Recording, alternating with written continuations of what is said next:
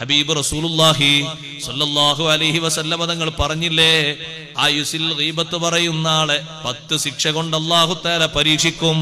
ഒന്നാമതായിട്ട് യസീറു ബഈദൻ അൻ റഹ്മത്തില്ലാഹ്, അല്ലാഹുവിന്റെ റഹ്മത്തിൽ നിന്ന് അവൻ ദൂരത്താകും. അല്ലാഹുവിന്റെ റഹ്മത്ത് എത്ര വിശാലമാണ്. ആ റഹ്മത്തിൽ നിന്ന് ദൂരത്തായാൽ പിന്നെന്തിന് നന്നു. രണ്ടാമതായി പറയുന്നു യഖ്തഉൽ മലായികതു അൻഹു സുഹ്ബ, മലക്കുകൾ സഹവാസം നിർത്തിക്കളയും. അപ്പൊ മലക്കുകളൊക്കെ കൂടെ ഉണ്ടാകണമെങ്കിൽ ചെറിയ പരിശുദ്ധിയൊന്നും പോരാ.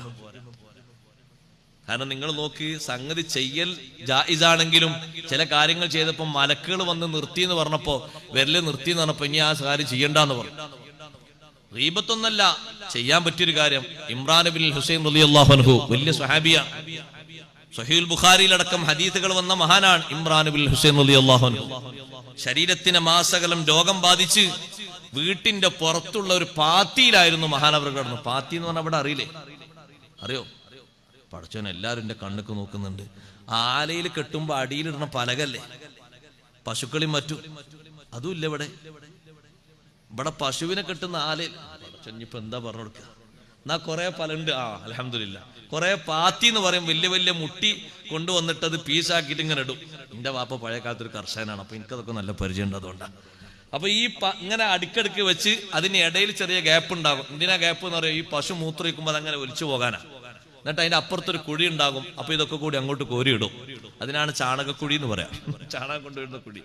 ഇതേപോലെ മഹാനവറുകൾ പാത്തി വിരിച്ച് വീട്ടിന്റെ പുറത്തൊരു ഷെഡ് കെട്ടി കിടക്കുകയാണ്.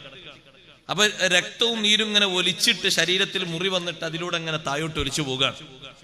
അപ്പൊ ഇതിൽ നിന്ന് സുഖം കിട്ടാൻ വേണ്ടി മഹാനവറുകൾ കരിക്കുന്ന ചികിത്സ ചെയ്തു. അങ്ങനെയുണ്ടല്ലോ, കരിക്കാൻ നമ്മളിപ്പോഴും ഉണ്ടല്ലോ ചിലത് അണുക്കൾ കരിക്കാൻ വേണ്ടിയുള്ള ചികിത്സ അല്ലേ ഇപ്പോഴും ചെയ്യണ്ടല്ലോ ചിലതിനൊക്കെ. എന്തായാലും പറഞ്ഞ കീമോ അതേ രൂപത്തിലുള്ള ചികിത്സ അന്നുണ്ടായിരുന്നു. അത് 2 രൂപമാറ്റം ഉണ്ടാകും. അത് ചെയ്തപ്പോ പിന്നെ മഹാനവറുകളുടെ അടുത്തേക്ക് എന്നും വരുന്ന മലക്കുകൾ വരുന്നില്ല. ആരാണിത്? ഇമ്രാൻ ബിൻ ഹുസൈൻ റളിയല്ലാഹു അൻഹു. മഹാനവറുകൾ ചികിത്സ ചെയ്ത് നോക്കിയതാ. മഹാനവറുകൾ പറഞ്ഞു, ഇനി ആ ചികിത്സ വേണ്ട, അതിനേക്കാളും എനിക്ക് നല്ലത് 1000 മലക്കുകളാണ് എന്റെ അടുത്ത് വരുന്നത്. അവരെന്റെ സഹവാസം കൊണ്ട് എന്നെ സന്തോഷിപ്പിക്കുന്നുണ്ട്. എനിക്കവര് സന്തോഷം പറയുന്നുണ്ട്. എന്റെ നെറ്റിയിലവര് ചുംബിക്കുന്നുണ്ട്.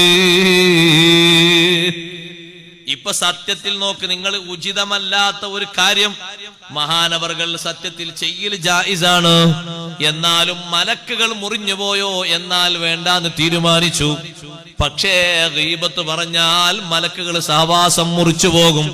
അങ്ങനെയാണെങ്കിൽ നമ്മളോടൊപ്പം മലക്കുകൾ കൂടണമെങ്കിൽ നമ്മൾ എത്ര ചേഞ്ച് വരണം, നമ്മൾ എത്ര നന്നാകണം.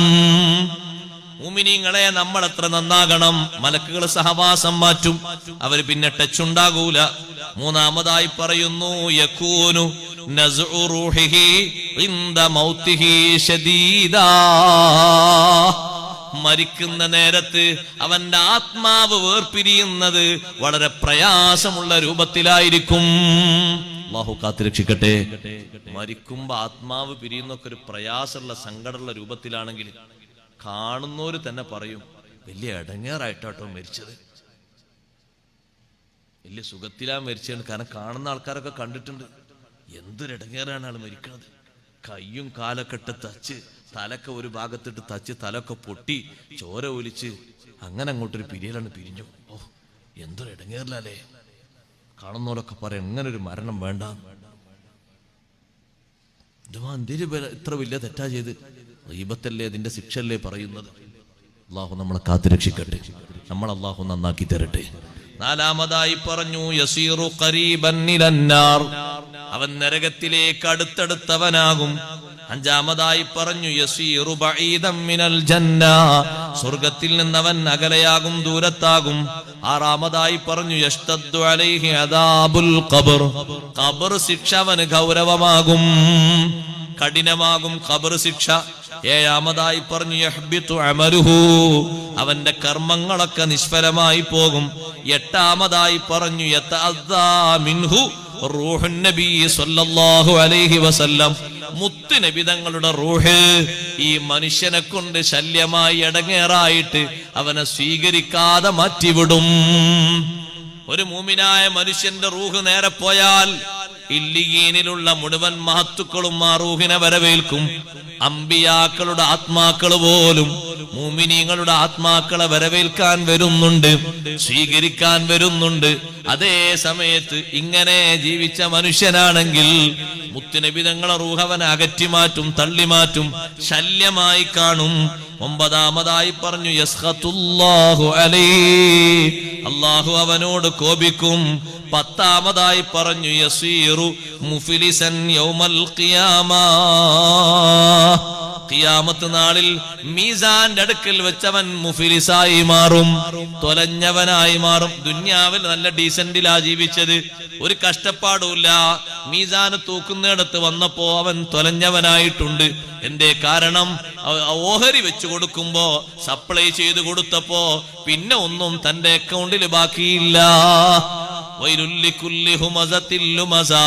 ഹബീബ് റസൂലുള്ളാഹി സ്വല്ലല്ലാഹു അലൈഹി വസല്ലം ആ വിഷയം വിശദീകരിച്ചു തന്നു. തങ്ങൾ തന്നെ പറഞ്ഞു തന്നു ആരാണ് ഹുമസാലു മസ. അൽ മുഅ്മിനു കയ്യിസുൻ, മുഅ്മിനായ മനുഷ്യൻ അവൻ നല്ല ബുദ്ധിയുള്ളവനാണ്. ഈ ആയത്തിന്റെ തഫ്സീറിൽ ഇമാം നസഫി തങ്ങൾ കൊണ്ടുവന്ന ഹദീസാ പറയുന്നത് അൽ മുഅ്മിനു കയ്യിസുൻ ഫത്തിനുൻ, മുഅ്മിനായ മനുഷ്യൻ നല്ല ബുദ്ധിയുള്ളവനും നല്ല ചിന്തയുള്ളവനുമാണ്. വഖാഫ്, ഒരു വിഷയം കേട്ടാൽ പെട്ടെന്നവൻ പ്രതികരിക്കൂല, അവനിങ്ങനെ നിന്ന് ആലോചിക്കും എന്താ പറയേണ്ടത് എന്ന്, സുഗമമായ മറുപടി പറയും, പെട്ടെന്നവൻ അതിൽ പങ്കെടുക്കൂല. മുതസബ്ബിതുൻ, അവൻ അവധാനതയുള്ളവനാണ്, സാവകാശം സ്വീകരിക്കുന്നവനാണ്.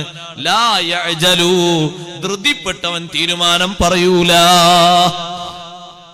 ആ പറയുന്നത് എനിക്ക് പറയാൻ പറ്റിയതല്ലല്ലോ, ഞാനിപ്പോ അതിനൊന്നും പറയണ്ട, ഓരെന്തോ പറഞ്ഞോട്ടെ, മാറിപ്പോകും, അവര് പറഞ്ഞോട്ടെ, ഞാനത് പറയാനില്ല. ആലിമുൻ നല്ല ബോധമുള്ളവനായിരിക്കും മുഅ്മിൻ, വരിഉൻ നല്ല സൂക്ഷ്മതയുള്ളവനായിരിക്കും.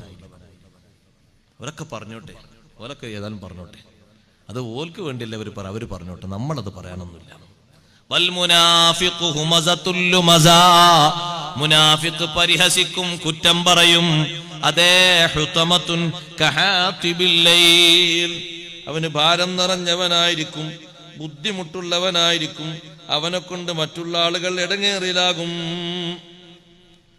സംഭാവന ബക്കറ്റ് വരുന്നുണ്ട്, എല്ലാവരും നല്ല സംഭാവന കൊടുക്കണം. അല്ലാഹു തആല സ്വതക്കകളൊക്കെ കബൂൽ ചെയ്യുമാറാകട്ടെ. കഹാതിബിൽ ലൈലി, രാത്രി വിറക് ശേഖരിക്കുന്നവനെ പോലെ. രാത്രി വിറക് ശേഖരിക്കുന്നവന് ഏതൊക്കെ വിറകാ എന്തൊക്കെ വിറകാന്നറിയില്ലല്ലോ. ലാ യുബാലി, അവൻ പ്രശ്നമാക്കൂല. മിൻ ഐന ഇക്തസബാ വഫീമാ അൻഫഖ, എവിടുന്ന് കിട്ടി എവിടെ ചെലവഴിച്ചു അവന് പ്രശ്നം തോന്നൂല. അപ്പോൾ ഈ ഹദീസിൽ നിന്ന് മനസ്സിലാകുന്നത് പരിഹസിക്കുന്നവരും കളിയാക്കുന്നവരും അവര് മുനാഫിക്കിന്റെ സ്വഭാവമുള്ളവരാണ്. അല്ലാഹു കാത്തുരക്ഷിക്കട്ടെ. കാരണം മദീനയിലെ മുനാഫിക്കുകൾക്ക് എന്തെങ്കിലും ഒന്ന് കിട്ടാൻ കാത്തിരിക്കാൻ നബിതങ്ങളെ കളിയാക്കാൻ, എപ്പോഴും അങ്ങനെ എന്തെങ്കിലും ഒന്നിങ്ങനെ കിട്ടിയാൽ അപ്പൊ കളിയാക്കും, അപ്പോൾ കളിയാക്കും. അത് ചിലപ്പോൾ പറഞ്ഞത് ഏച്ചുകൂട്ടിയിട്ട് അങ്ങനെ കളിയാക്കും. അല്ലെങ്കിൽ അപ്പുറത്ത് നിന്ന് പരിഹാസ ചിരി ചിരിച്ചിട്ട് സ്വന്തം കൂട്ടിലുള്ള ആളുകളോട് പറയും, എന്താപ്പാ പറഞ്ഞാൽ വല്ല കഥയുണ്ടോന്ന് പറയും. മുനാഫിക്കുകളുടെ സ്വഭാവമല്ലേ പരിഹാസം. അതുകൊണ്ടാണ് വഇദാ ഖലൗ ഇലാ ശയാത്തീനിഹിം ഖാലൂ ഇന്നാ മഅകും ഇന്നമാ നഹ്നു മുസ്തഹ്സിഊൻ. മുനാഫിക്കുകൾ നബിതങ്ങൾ അടുത്ത് വന്ന് ഖുർആൻ കേട്ട് വിശദീകരണം കേട്ട് അവർ തിരിച്ചു പോകാണ്. അവരെ പാളയത്തിലേക്ക് നേതാക്കളിലേക്ക് എത്തിയാൽ അവർ പറയും ഖാലൂ ഇന്നാ മഅകും, ഞങ്ങൾ നിങ്ങളോടൊപ്പമാണ്. പിന്നെന്തിനാ നിങ്ങൾ അവിടെ പോയത്? ഇന്നമാ നഹ്നു മുസ്തഹ്സിഊൻ, പരിഹസിക്കാൻ പോയതാ, കളിയാക്കാൻ പോയതാ.